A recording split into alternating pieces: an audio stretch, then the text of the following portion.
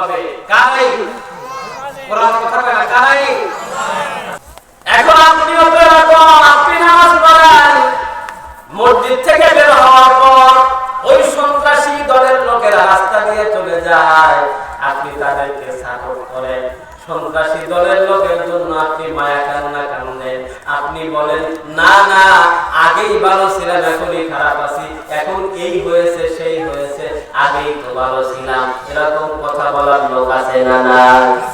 সবাই কথা আছে না না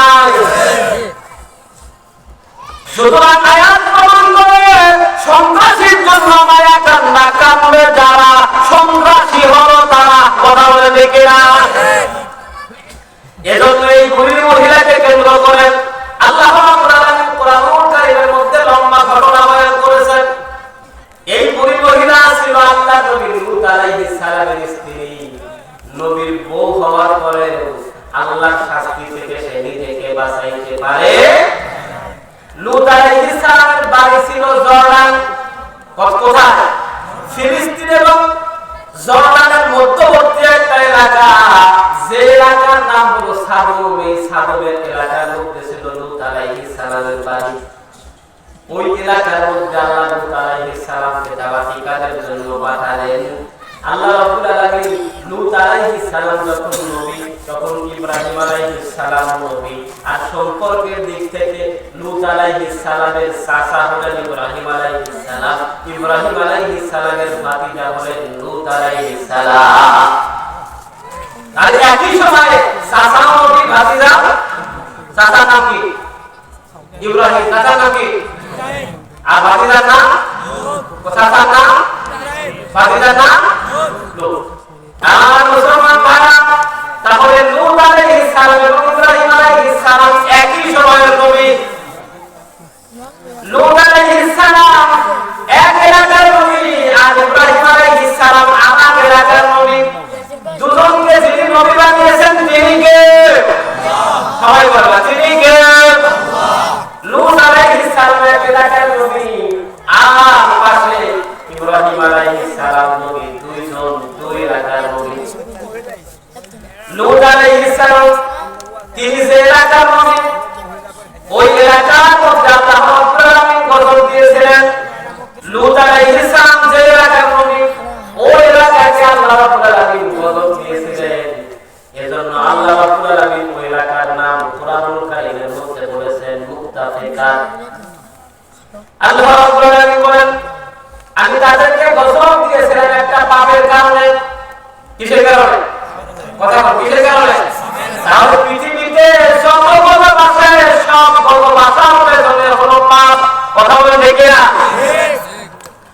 লূত আলাইহিস সালাম যে এলাকার নবী ওই এলাকার মানুষগুলো একটা পাপে লিপ্ত ছিল যেই পাপ তাদের আগে পৃথিবীর কেউ করে তাদের পাপটা ছিল তারা পুরুষকে বিয়ে করত নাউযুবিল্লাহ তারা পুরুষকে বিবাহ করত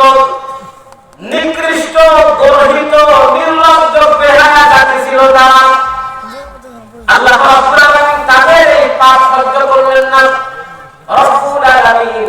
তাদেরকে সতর্ক করার জন্য আল্লাহ রাব্বুল আলামিন লূত আলাইহিস সালামকে পাঠালেন নবী তার এলাকার মানুষদেরকে দেখলেন এই পাপে লিপ্ত নবীরা যখন মানুষদেরকে পাপ কাজ করতে দেখেছে দেখার পর নবীরা পাপের পক্ষে ছিল না বিপক্ষে সবাই কথা বলে পক্ষে না বিপক্ষে দুনিয়ার সব নবী পাপের বিরোধিতা করেছেন অসৎ কাজের বিরোধিতা করেছেন এজন্য নবীর উত্তরসূরি হিসাবে আলেমদের দায়িত্ব হলো দেশের মধ্যে খারাপ কাজ হবে যখন আলেমরা বিরোধিতা করবে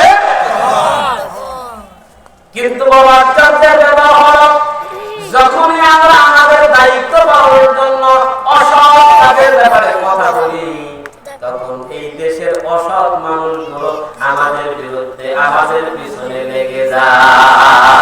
ঠিক না আমার বন্ধুরা লূত আলাইহিস সালাম দেখলেন তার জাতির লোকেরা পুরুষকে বিবাহ করতেছে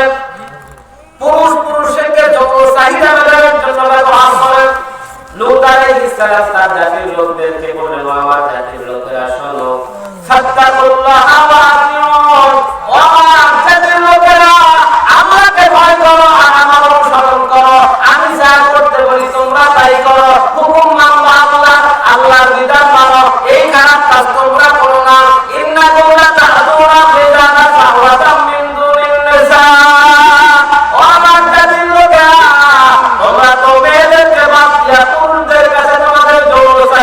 দাও বাল আনতুম কওমুন মুসরিফুন তোমরা তো সীমালঙ্ঘনকারী জাতি অন্য জায়গায় আল্লাহ বলেছেন বাল আনতুম কওমুন আদুন তোমরা তো সীমালঙ্ঘনকারী জাতি বাল আনতুম কওমুন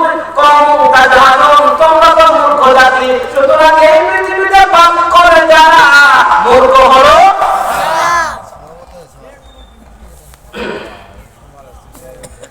আমার মুসলমান ভাইরা লূত আলাইহিস সালাম তার জাতির লোকদেরকে বললেন শোনো আতাকুনাল ফাহশা মা সাবাকাকুম বিহা মিন আহাদিন মিনাল আলামিন ও আমার জাতির লোকেরা তোমরা তো এমন খারাপ কাজ শুরু করলা যেটা তোমাদের আগে পৃথিবীতে আর কেউ করে সুতরাং তাদের পাপ ছিল ডিজিটাল আল্লাহ শাস্তিও ছিল এই পৃথিবীতে মানুষ যত ডিজিটাল পাপ করে আল্লাহ শাস্তিও দেয় তত ডিজিটাল কথা বলে দেখেরা লূত আলাইহিস সালাম যখন তার জাতির লোকদের বললেন ও আমার জাতির লোকেরা তোমরা এই কাজ থেকে বিরত থাকো তখন তার জাতির সব লোকেরা কি জবাব দিল লূত আলাইহিস সালামের ব্যাপারে কি বলল কোরআনুল কারিমে আল্লাহ তুলে ধরে বললেন ওমা কানা জাওয়াবা কওমিহি ইল্লা লূত আলাইহিস সালামের জাতির লোকেরা জবাব দিল লূত শোন আখরিজুহুম মিন ক্বরিয়াতিকুম তুমি যদি আমাদের পাপের ব্যাপারে মুখ বন্ধ না করো তুমি যদি চুপ না থাকো আমাদের পাপের ব্যাপারে যদি তুমি চুপ করে বসে না থাকো তাহলে আমরা তোমাদেরকে আমাদের এলাকা থেকে তোমাদেরকে বের করে দেব আমার বন্ধুরা অন্য একটা আল্লাহ বলেছেন তার জাতির লোকেরা বলল লা ইল্লাম তানতাহিয়ানু